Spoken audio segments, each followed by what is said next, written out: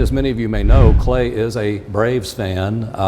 Clay, as a fellow Braves fan, I must ask you, with all that rain I'm seeing on your radar, is tonight's home game in jeopardy?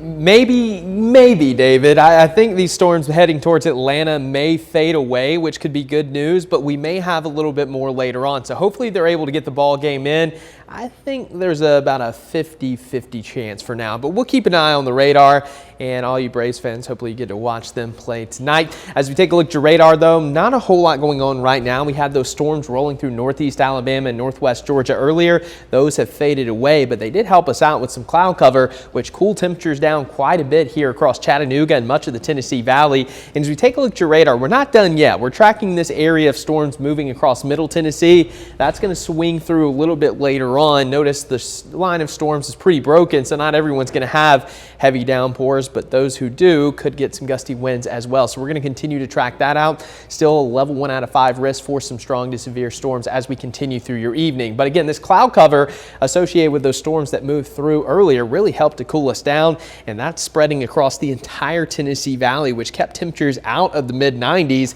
And I think we should be good to go in the 80s for the rest of the day. And you can tell where those areas in northwest Georgia picked up some rainfall. 72 in Lafayette, compare that to 89 in Athens. That's a 17-degree temperature difference. 86 in Dayton, 86 in Cleveland. Still quite humid to the north and east of Chattanooga. Feels like 95 in Cleveland, but nothing like what we had yesterday. If you recall, the heat index in Dayton on Thursday got as high as 117. So thankfully, those clouds have moved in, cooled the temperatures down. Now we're going to track out that front that's going to bring that chance of rain after 6 until about 9, and then after sunset, things are going to calm back down. But if you're heading out, you probably notice it's still pretty hazy out there. We talked about this yesterday, that Saharan dust layer continuing to kind of hang out here across the Tennessee Valley. It's reducing our air quality. It's also going to potentially lead to a nice sunset later on.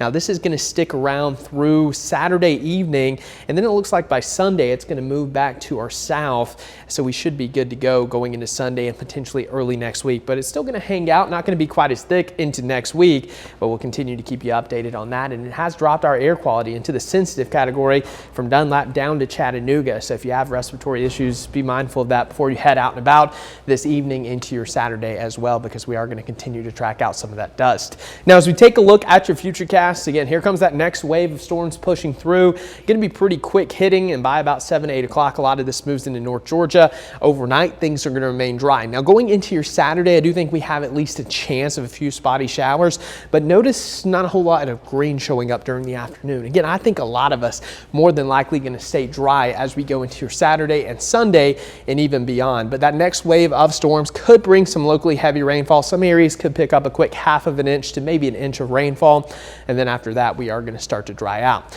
Now turning our attention to the tropics, we are tracking an unorganized area of low pressure that is now potential cyclone number 4. That's going to continue to move into the Gulf of Mexico into pretty favorable waters. Right now it's over land in Cuba, so not going to strengthen much over the next 24 hours. But we do have tropical storm watches in effect for southwest Florida, including Tampa, and down into Naples as well. This is going to continue to potentially strengthen into tropical storm, which would be Debbie. And this is going to push upwards into the Big Bend of Florida and then eventually off the coast of the Carolinas. For now, it doesn't look like it's going to have too much impacts on our weather, but we're going to keep an eye on it. If you have plans heading to Florida this weekend into early next week, or even the Carolina coastline, there could be some pretty nasty weather coming your way. So here's a look at your next 7 days here across the Tennessee Valley. After tomorrow, rain chances are pretty much near 0 through Wednesday. Going to stay hot, and then we'll have more showers by the end of next week.